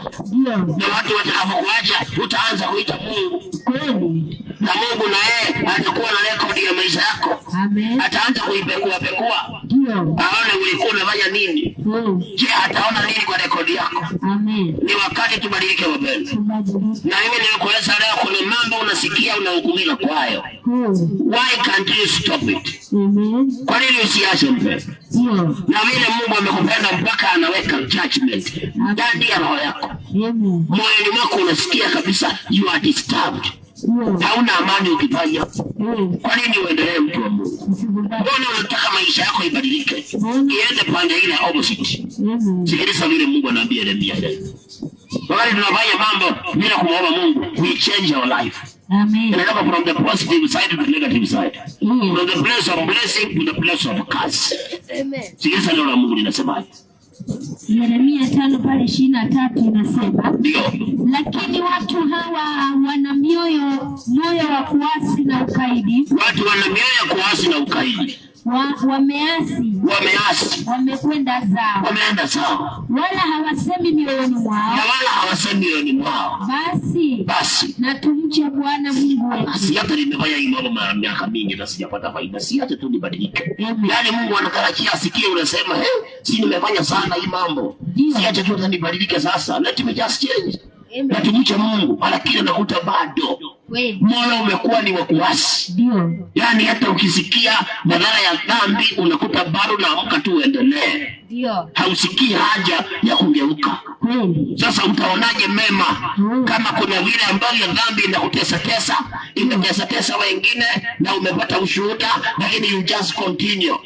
How will you see the Lord God? Ni wakati mpendwa, hata moyoni mwako unasema hapana, wacha nibadilike. Si nimefanya sana hii mambo, nimeshiriki sana hizi mambo, sasa siliwacha nigeuke. Hata Petro akasema za wakati uliopita umetosha. Umetosha. Hebu tuendelee hapo, ndio tukupeleke pale kwa Peter. Vile nasema wakati uliopita, soma tu. Usikie Petro vile anasema. Wakati uliopita unatosha. Soma kwa Yeremia kwanza. Yeremia 5:25. Ndio. Maovu yenu yamewageuza haya. Maovu yanageuza mambo. Na dhambi zenu zimewazuilia mema msipate. Na dhambi zinazuia mpaka mema tusipate. Angalia mpendwa, wakati wewe unasikia unahukumika na unaendelea kufanya mambo ambayo hayampendezi Mungu na unasikia tu unahukumika, Mungu anaweka hukumu yake ndani yako. But you continue doing the same thing. Mungu anasema unabadilisha mambo. Unazuia mema yako mwenyewe. Unazuia baraka zako mwenyewe. Unazuia ushindi wewe mwenyewe. Unazuia baraka wewe mwenyewe. Unazuia mafanikio wewe mwenyewe. Mtu wa Mungu, kwa nini uwe kizuizi cha maisha yako? Mbona ukubali kuwa kizuizi cha maisha yako mwenyewe? Amen. Kwa kufanya mambo ambayo unasikia kabisa unahukumika kwayo. Kwa kushiriki mambo ambayo Mungu amesababisha, there is judgment inside you. Lakini wewe unaendelea tu kufanya. Hata mtu akitoa mimba anasikianga ndani yake una judgment. Na ndio maana unaenda kutoa mimba usiku. Unajificha usiku, maana anasikia ndani yake hiki kitendo, hata kama anasema ni mkono wake na kumbe, lakini hiki kitendo haja si kizuri. Na ndio maana anajificha, hawezi fanya akionekana. Anaenda kujificha mahala. Mungu anasema kwa sababu hiyo tunabadilishanga mambo. We change things. Mungu akiwa ameumba baraka na sisi tunaweka laana. Akiwa ameumba ushindi, sisi tunaweka kushindwa. Kwa sababu tunayashiriki mambo ambayo Mungu anatuhukumu kwayo ndani ya roho zetu, na sisi tunaendelea kuyafanya. Kiwango ya kwamba Mungu akichungulia anafikiria utalika mahala umuogope, anakuta hata bado usikie hata kuogopa Mungu. Hata usikie kama umetosheka. Ni kweli. Unasikia tuendelee.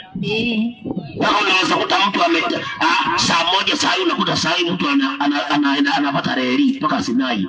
Anaendea Chang'aa huko. Ndio. Amesikia Sarube ni kama sina ladha. Ameona acha nimejaribu ile ya Sinai nione kama iko na ladha. Sasa saa moja anakanyaga reli ndio hiyo anaenda. Yaani Mungu anajaribu kuondoa mpaka ladha ya Chang'aa mdomo wako. Angalau useme sasa kama nimekuja na sisikia baraka, basi niachie wengine niokoke. Lakini Mungu anastuka. Anakuta una track, you are trekking mpaka huko Sinai. Uende Chang'aa huko uone kama inakuanga sawa. Hasara kubwa. Anasema kwa sababu hiyo tunabadilisha mambo sisi wenyewe. Ni kweli. Mungu akiweka nuru na sisi tunabadilisha, tunaweka giza. Amen. Hapo ndio unaanza kusema ilana ya huko. Kuna roho ni kama inanifuata. Ni kama mimi pasa niko na mapepo. Kuna wanasema ni kama mimi pasa niko na mapepo. Si mapepo.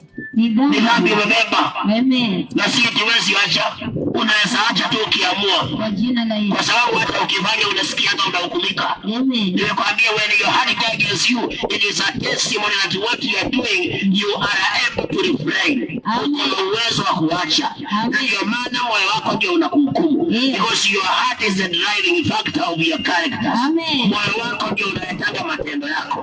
Kwa hivyo kama moyo unakuhukumu, hiyo ni ishara ya kwamba uko na uwezo wa kuachilia kile unafanya. Amen. Uko na uwezo. Kweli ya maana matendo yatoka ndani ya moyo. Kwa jina la Yesu. Hata ukiona unatembea hivi, ni moyo wako umeanza kutembea ndio mimi kutembea. Ndio maana moyo ukikosa kufanya kazi, huwezi tembea. Hivi naona naongea ni kwa sababu moyo wangu umeongea kabla niongee. Ndio. Moyo ukisimama siwezi endelea kuongea. Kwa hiyo wakati moyo wako unakuhukumu, hiyo ni ishara kile unafanya uko na uwezo wa wote kuacha. Amen. You have the power to refrain. Amen. Uko na nguvu. Kwa jina la Yesu. Lakini kwa sababu ya kumazika, ndio. Endelea. Amen. Sasa kwa sababu ya Mungu anasema hapo ndipo watu wanabadilisha mambo yao wenyewe. Ndio.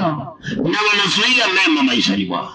Wanazuia mema. Ni kweli. Mtu wa Mungu usikubali kuendelea kuzuia mema. Usikubali. Usikubali mpendo. Amen. Kuendelea kuzuia mema maishani. Ndio. Si sasa ufika mahali useme wacha nikamwombe hata Mungu. Amen. Let me just fear the Lord. Kweli. Hata kama kuna vile mke wako amekupea kichaa fulani, usema lakini pamoja na hiyo wacha tunioe.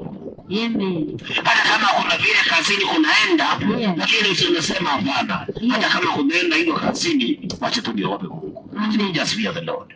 Kwa sababu ni Mungu ndiye akona maisha yangu. Ni Mungu ndiye akona kesho yangu. Hata kama mpenzi wako amekutupa nje na mimba, unasema kwa pamoja baada ya kutoa mimba, wacha tunioe Mungu. Let me just fear the Lord. Na kuna mtu aliogopa Mungu na akateseka. Hakuna mtu. Sijawahi ona mtu ambaye alikuwa katika the age of sin na akaogopa Mungu akasema sitatenda dhambi akateseka. Hakuna siku. Kila mtu anajua habari ya Yusufu. Yusufu alikuwa katika age ya kutenda dhambi. Tunaambiwa huyo mwanamke alimshikashika mara kama 3. Kwa hiyo alikuwa mahala ambapo kabisa hapa ni kutenda dhambi anatenda. Lakini waje na hiyo alichagua let me fear God. Akauliza nifanyeje ubaya huu nikosee Mungu. Akaona wacha nikimbie. Wakati alikimbia Mungu hakumwachilia. Alimsaidia mpaka akamuinua mahali ambapo haiwezekani. Mtu wa Mungu, you can break the limitations in your village. Kama unaweza kuamua wacha niogopage Mungu. Unaweza kubreak the portals katika familia yenu. Kama wewe unaweza kusema let me fear the Lord. Ni kweli nimezingirwa na mabaya, lakini wacha tuniogope Mungu. Ni kweli niko na ile chance ya kukosa kutenda dhambi, lakini wacha niogope Mungu. Kwa jina la Yesu. Ni kweli nimesukumwa, unaweza kusukumwa na hali, unaweza kusukumwa na mtu fulani, adui fulani amekusukuma, unasikia yule ningepeleka kwa mganga huyu. Unasikia huyu tu ningemharibia ndoa. Kwa hiyo unasema hata kama nimesukumwa hivyo, wacha tuniogope Mungu. Let me just fear the Lord. Na kuambia mpendo, kile kimetesa familia yenu hakiwezi kutazama. Na wewe unaweza kuandikisha historia nyingine mpya kwa familia yenu. Kwa jina la Yesu. Unaweza kuandikisha mpya. Mtu anaitwa Yusufu aliandikisha historia mpya. Na sio kwa nyumba yao peke yao, Israeli mzima. Kwa jina la Yesu. Akasababisha the whole Israel wakapata chakula. Wakati kumeharibika. It's because ni mtu ambaye hata kama alikuwa mahala pasipofaa, lakini alichagua wacha niogope Mungu. Na sijioni ya leo mpendwa, to throw away your excuses and just choose to fear the Lord. Tupa mbali excuses zako. Hatukatai, ni kweli mpendwa, yamekukuta yale na yale, yamekukuta magumu. Unasikia wacha nikunyonge pombe ndio angalau sasa mimi nisikuwe nafikiria mambo. Hatukatai, lakini mpendwa, si uchague kumwogopa Mungu. Ambaye ndiye anaondoa stress. Maana kuna siku changamoto itaondoa stress. Hakuna siku ni kukupumbaza na kupumbaza. Ukiamka tena unakuta stress ndio zimeongezeka. Maana ulikuwa ndani ya 3 na umebaki hata pesa chai ya Mungu. Sio ni stress inaongezeka. Tena unaamka uliingia kwa baa hauna alama, unaamka asubuhi umekata na chupa hapo kwa macho unashindwa ni kata na nani. Stress imeongezeka. Lakini kwa Yesu stress iongezeka inaondoka mpendwa. Si uchague mtu wa Mungu. Useme sasa wacha niogope Mungu. Si hata mimi mwenyewe nasikia hii kitu nafanya ni kosa. Sinasikia hata roho yangu inanionyesha na mkosea. Sasa siwacha tu niogope Mungu. Nione nini anaweza kufanya. Na Mungu anakuambia mawazo anakuwazia ni mema. Na mipango anakupangia ni mema. And what was intended for evil, when you fear the Lord, it changes to the good. Mahali maisha yangeishia, ukiogopa Mungu itaanzia hapo. Mahali kulikuwa kumewekelewa kifo, ukiogopa Mungu na usitende dhambi, kutakuwa na uzima tena wa milele. Life eternity. Ukichagua kwa Mungu. Mahali kulikuwa kumewekwa aibu, wewe ukisema hata kama iko hivyo, wacha niogope Mungu. Ukiogopa tu Mungu, hiyo aibu anaondoa. Analeta utukufu wa milele. Yaani mtu anaitwa Hana alichagua wacha tu niogope Mungu. Sitafanya mabaya. Hata kama Penina amenichokora hivi kabisa, lakini sitafanya mabaya. Hata kama niko na uchungu wa moyo, hakusema vile nimesikia uchungu hivi sasa nikuharibu nitaharibu. No. Hata kama alisikia uchungu wa moyo, alichagua kuogopa Mungu na akarudi kanisani. Akaenda huko akalilia Mungu. Hakika Mungu hakumwacha aibu. Kwanza yule Penina alikuwa anaongea ndiye alinyamazishwa. Hata watoto wake hatujui majina yao. Na hatujui tangu hilo siku Hana amebarikiwa na mtoto, hatujui Penina aliendea wapi. Historia yake iliishia mahali Hana anapata mtoto. Mtu wa Mungu. Hivyo ndivyo pia historia ya adui inayosaishia hapo. Ukichagua wacha niogope Mungu. Wacha niogope Mungu niachilie hiki. Ili tumepanga na fulani, mpigie simu mwambie nimesikia neno, I am choose to fear the Lord. Hiyo ndili mimi sitaki, wacha ningojee Mungu afanye ile atafanya. Bwana vile Mungu ana mpango wema na wewe. Bwana vile Mungu ana ushindi aliyokupangia. Sio upigie huyo mpango akado mwambie nimesikia injili. Nimeamua nichague hapa Mungu. Hii mambo tumekuwa tukiendeleza sasa nimeona niachane nayo. Hiyo sioni hata maana yake. Wacha niogope Mungu. Na uone vile Mungu atakusimamia. Hakuna mtu alienda pande ya Mungu akaibika.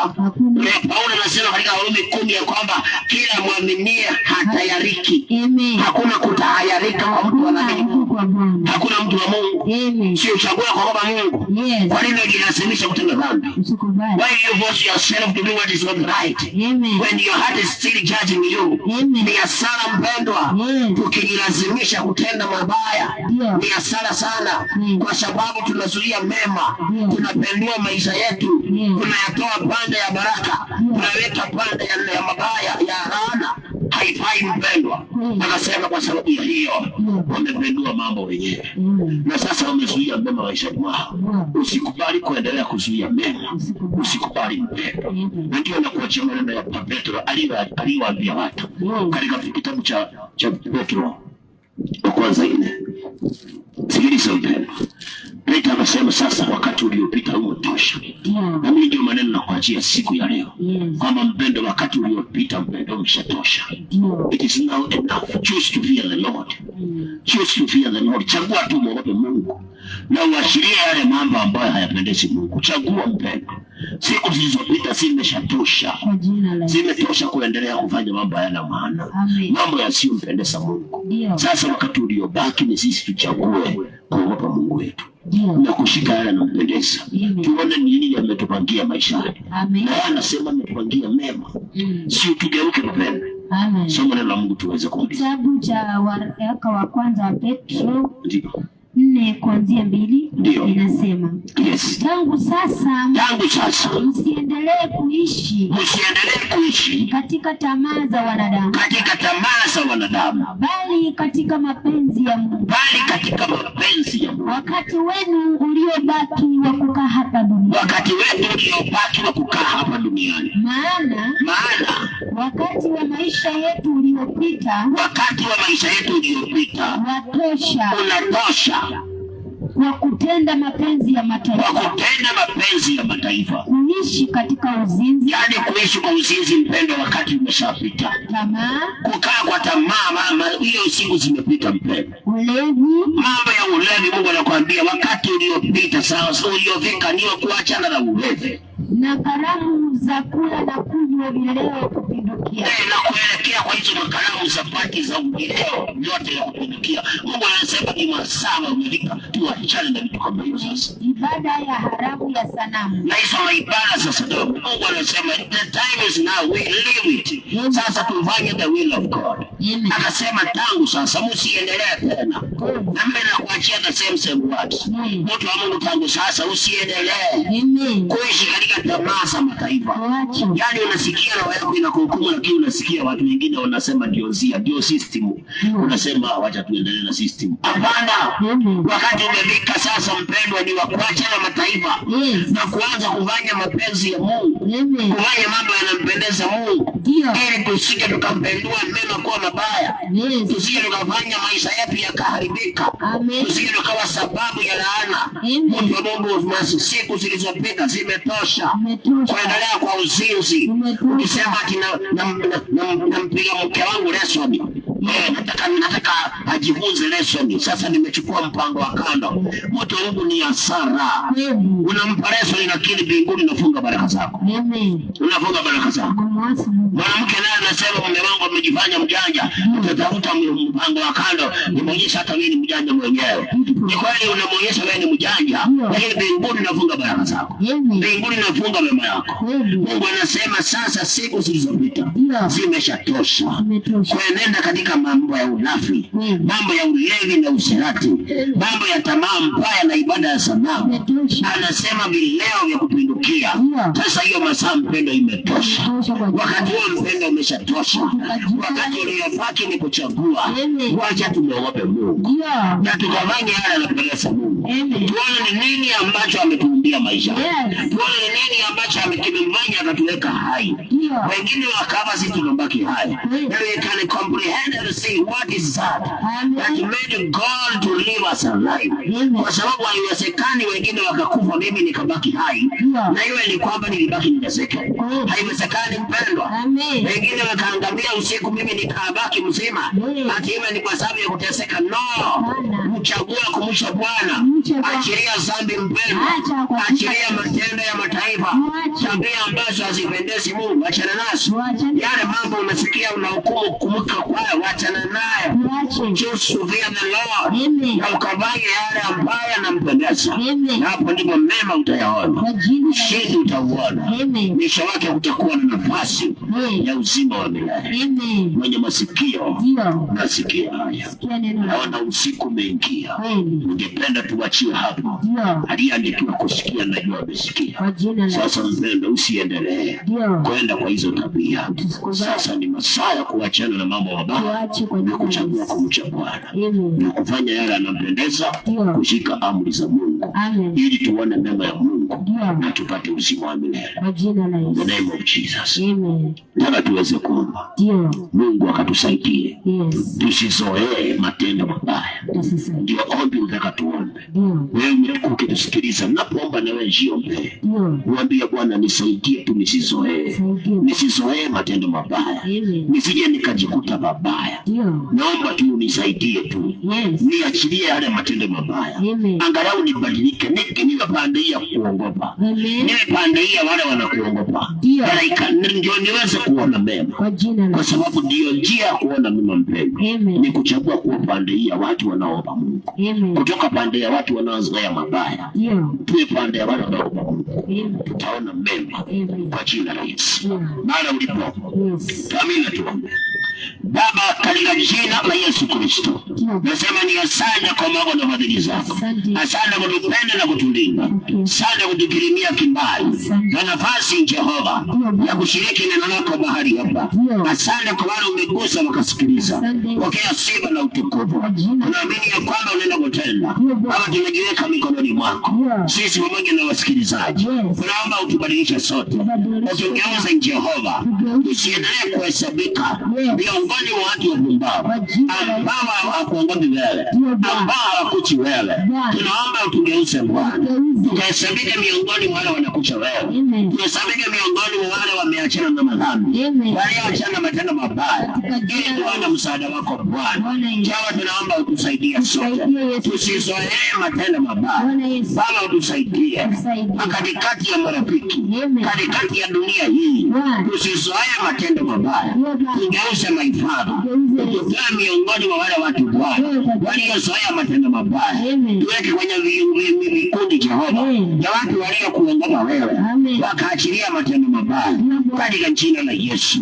Gusa huyo mzee Bwana, gusa kule kijana Jehova, gusa na ule mama Bwana, yote amesikia neno mgusha na ukamvuta kwako Jehova, asiwe miongoni mwa wale ambao wamehesabiwa kama waasi Bwana, akahesabika miongoni mwa wale watenda haki Bwana. Na sima sitakurudia Jehova, endelea kubadilisha maeneo haya, ondoa nguvu ya dhambi, achilia nguvu ya wokovu, nguvu ya utakatifu, weka chuki ya dhambi ndani ya maeneo haya, kwa wazee na wamama na vijana, achilia roho ya kuchukia dhambi. Kila mmoja anachukia dhambi, akapenda utakatifu. Na sima sitakurudia Bwana, tenda kwa maana wewe Bwana, badilisha maeneo haya, historia ikabadilika. Na sima sitakurudia Bwana, tenda mema maifadha wako waliosikia Injili, roho zao zimeshawishika Bwana, usiwaachilie wakaendelea kubebana na mizigo yao Bwana, ukawabadilisha. Aliyesikia neno na ameshawishika Jehova Bwana, msaidie, mwezeshe kubadilika, mwezeshe kuacha dhambi, mjalie neema Bwana, akaruke mlango wa dhambi, akavuke Jehova, akaingia kwa utakatifu. Na siwa sitakurudia. Asante mtakatifu, asante Elishadai, ukanyoshe mkono wako, awaponye wale magonjwa, kawainua walio chini, rejesha ndoa za watu wako, ondoa vita wa ndoa, weka amani Jehova Bwana, bariki kazi zao, bariki maisha yao Bwana, onekana kwa nyumba zao, weka amani yako Baba. Na sima sitakurudia. Aliyetusikiliza Bwana ana mahitaji ya siri Bwana, msaidie, mkumbuke Jehova, akaona mkono wako. Na sima sitakurudia Bwana, tunakemea roho mbaya, tunakemea roho shetani, tunakemea roho machafu ya kuzuia watu mema, na na machafu washirikina na mweshima, mapepo na majini, maroho waliokufa, tunayambisha baada ya kushindwa katika jina la Yesu Kristo.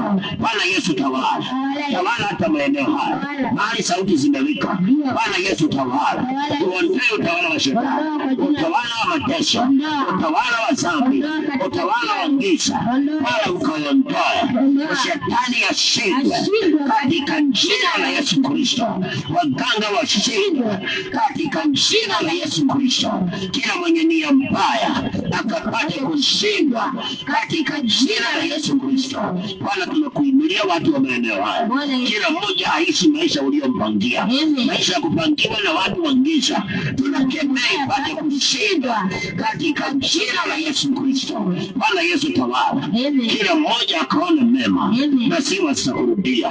Damu yako ifunika na ikanene mema. Malaika wako Jehova wakazuru maeneo haya, wakifanya mapinduzi, na siwa sitakurudia Bwana. Asante Jehova, asante Elishadai. Nasi watoto wako tunapoondoka mahali hapa, Baba ukatulinde kama mboni ya jicho lako, utuzingire na ukuta wa moto wa Roho. Baba damu yako itufunike, malaika wakatuzingire, chochote kimeinuliwa kikatuzuia kufanya kazi yako, tunarudishia mwenyewe mara 7 katika jina la Yesu Kristo. Bwana walioinuliwa na shetani kama roho ya Jezebeli ya kuzuia Injili Bwana, waliokuzisalimisha kwa shetani wakakamata kazi ya Mungu, wazuia watumishi wa kweli, ninakuita kutuia kifo katika jina la Yesu Kristo. I declare and decree that no weapon formed against us will prosper, and every tongue that's in judgment I condemn it katika jina la Yesu Kristo. Asante Bwana, asante Jehova, tenda Bwana, na sima sitakurudia. Wewe ni Mungu na hapana mwingine Bwana. Wacha lijulikane kwamba unaishi milele, na sima zote zitakurudia Bwana. Damu yako pekee ikatakase, ikafunike na ikanene mema. Asante Baba kwa maana umesikia, Mungu wa Abrahamu, Isaka na Yakobo, kama vile uishivyo. Mapenzi yako pekee yatimie sasa na hata milele, katika jina la Baba na Mwana na Roho Mtakatifu, katika jina la Yesu Kristo tunaomba na hata kuamini. Amen and amen. In Jesus name. Hallelujah. Amen. Thank you Jesus. Kama una uwezo mpigie Yesu makofi mazuri. Kama una uwezo Yesu makofi. Thank you Jesus. Asante Yesu. Asante Bwana. Asante Yesu. Bwana amani akubariki sana. Uliyetuvumilia kwa sauti hizo na kutenda mema. Uliyosikia weka ndani yako. Ukiona ni baya usitende. Kama unapitia shida vumilia. Mungu hajawahi kushindwa, ni mwaminifu. Muombe Mungu kila siku, na ukiomba Mungu mwambie ukweli wako wote, na unapoomba jifunze kumlilia hata Mungu. Usikuwe tu muungwana na mstaarabu sana. Jifunze kumlilia Mungu. Wakati mwingine piga magoti yako nyumbani kwako, mlilie Mungu wako, atakusaidia. Hata kama ni dhambi zinakulemea, mlilie Mungu na utaona akitenda. Kwa maana ni mwaminifu. Kwa jina la Yesu. Tunaitwa Holyway Ministries. Nazidi kukaribisha katika ibada zetu kanisani. Ni kwa mkuu kwa Ruben. Hiyo njia ya kuteremka transformer kuna mulika mwizi. Kwa hiyo njia ya kuteremka transformer kuna mulika mwizi. Nyuma ya mulika mwizi kuna kanisa la Holyway Ministries. Nyuma ya mulika mwizi kuna kanisa la Holyway Ministries. Umekaribishwa katika ibada zetu. Kama unapenda ukweli umekaribishwa kwa jina la Yesu.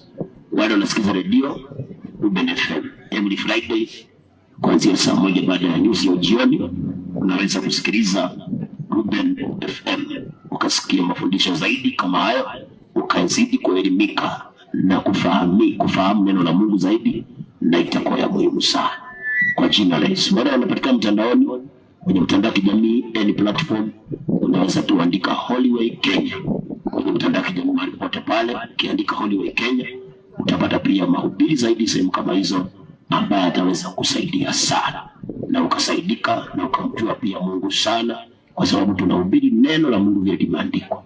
Kwa hivyo unapopita hapo mtandaoni unaandika Holyway Kenya, unapata pia mahubiri hapo, utasaidika. Mahali hapa tutaonana wiki ijayo siku kama ya leo kwa mapenzi yake Bwana. Sina kutakia baraka, amani na ushindi. Kama kuna mtu ana swali lolote au jambo lolote, mchango wote, au angependa kuja kanisani, napenda namba ya simu. Inawezekana kuna mtu anakusikiliza akiwa mbali na angetamani kujua au ana swali lake au chochote kile. Namba yangu ya mawasiliano ni 01 17 12 64 84. 01 17 12 64 84. 01 17 12 64 84 ndio namba ya mawasiliano. Mungu amani awabariki sana na pia awatende yaliyo mema. And now may the grace of our Lord Jesus Christ, the love of God, the fellowship of the Holy Spirit be with us now and forevermore. Amen and amen. In Jesus' name. Shalom. Bwana awabariki sana. Amen.